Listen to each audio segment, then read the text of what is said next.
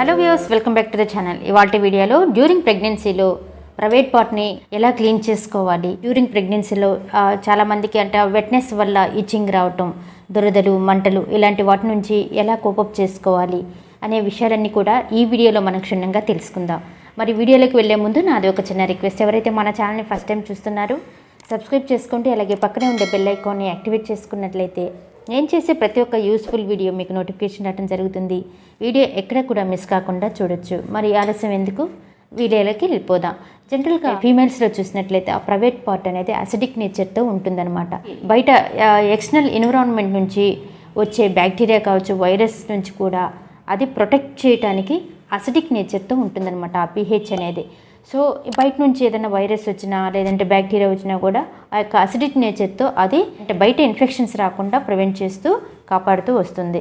కానీ డ్యూరింగ్ ప్రెగ్నెన్సీలో ఆ పార్ట్ని ఎలా క్లీన్ చేసుకోవాలి, ఎందుకు అలా ఇచ్చింగ్, రెడ్నెస్ ఎలా వస్తుంటాయంటే మెయిన్గా కాజెస్ చూసినట్లయితే ఎక్కువగా ఫ్రీక్వెన్సీ ఆఫ్ యూరినేషన్ ఉంటుంది. అంటే డ్యూరింగ్ ప్రెగ్నెన్సీలో మాటికి యూరిన్కి పోతూ ఉంటాం. నెక్స్ట్ థింగ్ చూసినట్లయితే వైట్ డిశ్చార్జ్ కూడా అవుతుంది. ఏదో ఒక రూపంలో ఆ ప్రైవేట్ పార్ట్ అనేది వెట్నెస్తో ఉంటుంది. అంటే తడిదనం ఎక్కువగా ఉండటం వలన అక్కడ ఆ తడిదనం వలన అంటే డ్రైగా ఉండదన్నమాట. తడిగానే ఉండటం వలన కొంచెం ఇచ్చింగ్నెస్, లైక్ ర్యాషెస్ రావటం, లేదంటే టెండర్నెస్ ఉండటం, లేదంటే రెడ్నెస్ రావటం, ఇలాంటివి కొంతమంది క్లయింట్స్లో చూస్తూ ఉంటాము. కానీ వీటి నుంచి ఎలా కోపప్ చేసుకోవాలి అని చూసినట్లయితే చాలామంది యూరిన్కి వాయిడింగ్ చేసినప్పుడల్లా వాటిని డిటర్జెంట్ సోప్స్తో క్లీన్ చేస్తూ ఉంటారు. అంటే మాటికి క్లీన్ చేస్తూ ఉండటం వలన యొక్క పీహెచ్ లెవెల్ అనేది తగ్గిపోతుంది. అంటే అసిడిక్ నేచర్ అనేది అక్కడ ప్రొటెక్టివ్ లేయర్ అనేది పోతుందన్నమాట. అప్పుడు ఈజీగా ఇన్ఫెక్షన్ అంటే ఎక్స్టర్నల్ ఇన్ఫెక్షన్స్ను ఈజీగా వచ్చే అవకాశాలు ఉంటాయన్నమాట. సో మీరు క్లీన్ చేసుకోవాలనుకుంటే ప్లెయిన్ వామ్ వాటర్తో క్లీన్ చేసుకుంటే సరిపోతుంది. మాటికి డిటర్జెంట్స్ కానీ, స్ట్రాంగ్ డిటర్జెంట్స్ సోప్స్ కానీ అలాంటివి యూజ్ చేయకపోవటం, అవాయిడ్ చేసుకోవటం మంచిదన్నమాట. సో నెక్స్ట్ థింగ్ చూసినట్లయితే ప్రైవేట్ పార్ట్స్ని డ్రైగా పెట్టుకోవాలి అనమాట. అంటే మీరు యూరిన్కి వెళ్ళిన ఒక ప్రతిసారి అక్కడ తడిదనం అనేది వస్తూ ఉంటుంది. సో ఆ తడి అనేది లేకుండా ఉండాలి అంటే మీరు ఎవరైతే జాబ్స్కి వెళ్ళే వాళ్ళు ఇంకా టైటన్ క్లాత్స్ యూజ్ చేయటం, టైట్గా లెగిన్స్ యూజ్ చేయటం, టైట్ ఇన్నర్స్ యూజ్ చేయటం వలన ఆ యొక్క స్వెట్టింగ్ అంతా కూడా అలాగే అలాగే ఉండిపోయి అక్కడ ఇచ్చింగ్ రావటం, అక్కడ కొంచెం బ్యాక్టీరియా ఫామ్ అయిపోవటం, సో దానివల్ల ఇచ్చింగ్, రెడ్నెస్, ఎక్కువగా దురదలు, మంటలు రావటం లాంటివి ఉంటాయన్నమాట.